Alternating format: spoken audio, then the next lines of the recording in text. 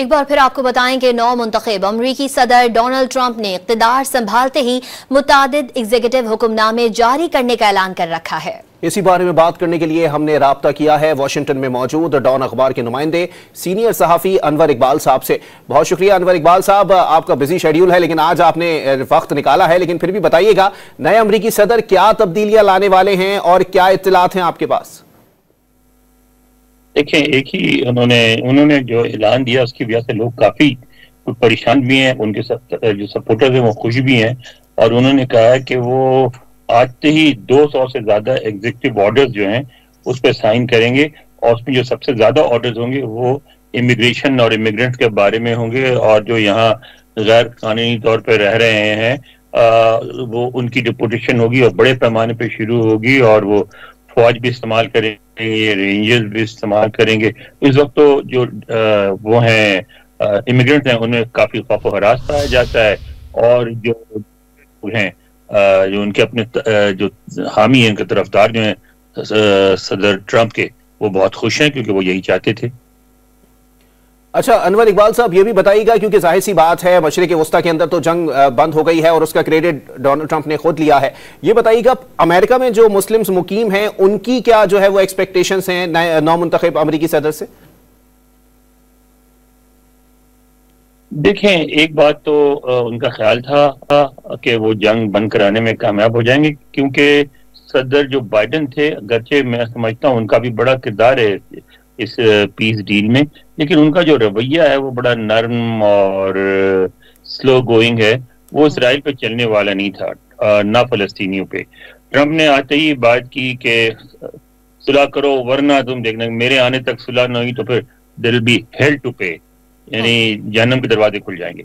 तो इस तरह की जो जुबान इस्तेमाल की जाए तो लोग सुनते हैं, तो उनकी बात सुनी गई। तो उनका ख्याल ये है कि सदर ट्रंप जो है वो कुछ फैसले करेंगे और उन फैसलों को नाफिज करेंगे।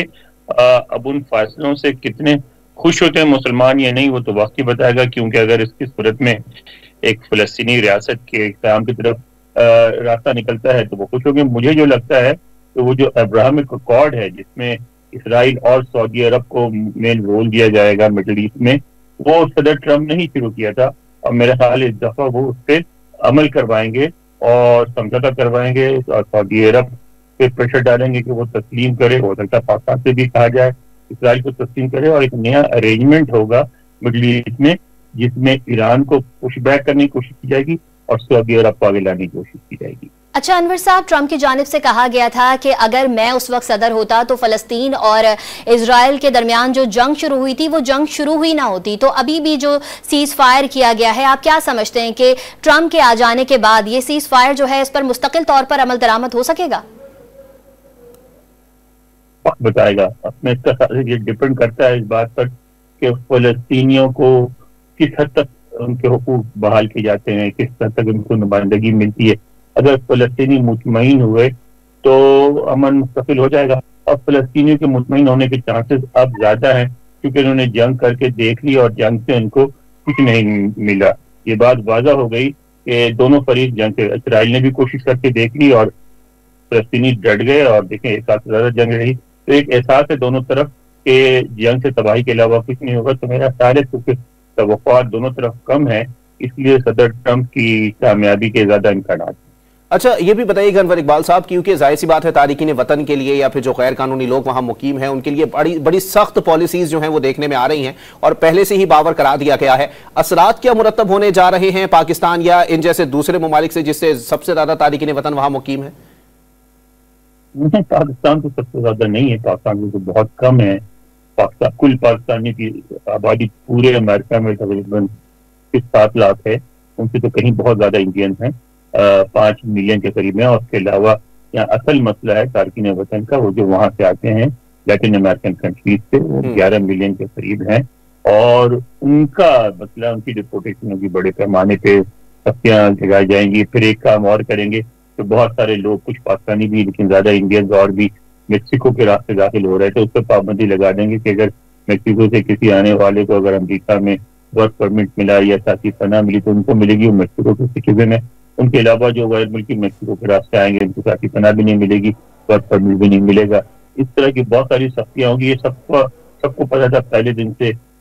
अमेरिका में असल में इमिग्रेशन बहुत अनपॉपुलर है, इवन डेमोक्रेट्स में बहुत से लोग इसको पसंद नहीं करते। इमिग्रेशन पे तो पाबंदियां लगेंगी और बहुत सख्ती से लगेंगी। अच्छा, ये भी बताइए अनवर इकबाल साहब कि डोनाल्ड ट्रंप ने जो है वो दरामदी अशिया पर टैरिफ आयद करना चाहते हैं। उन्होंने कहा है कि इससे अमेरिका में महंगाई का तूफान आ जाएगा। क्या कहेंगे आप इस पर?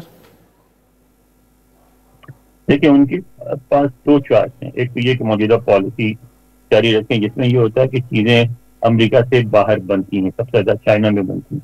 वो इस बात पे कंट्रोल करना चाहते हैं, चाइना में बनवाने के बजाय अमेरिका में बनाना चाहते हैं। अब मसला ये है कि अमेरिका वाहिद मुल्क है जहाँ कार की कीमतें जो आज से 30 साल पहले थी अब भी वही हैं, इसलिए कि वो सारे पुर्जे बाहर बनते हैं और सस्ते होते हैं।